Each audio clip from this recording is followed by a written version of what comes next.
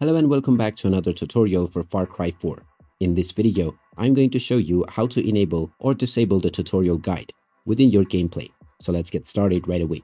First of all, open up the game on your device and you will directly be taken into the main menu.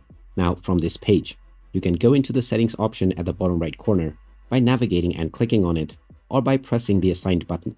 Now from the settings page, go ahead and tap on interface. Now within the interface menu, you will need to scroll all the way down and you will find the tutorial updates option near the very end. If this is turned on, then this will enable hints and tutorial messages within your game. If you are playing the game for the first time, then make sure to turn this on. Otherwise, if you wish to disable this, you can simply set it to off and this will turn off your tutorials within your gameplay. You also have the option to activate object flashing, and this is a helpful option for beginners. Make sure that this option is set to off so that it will be easier for you to detect collectible items.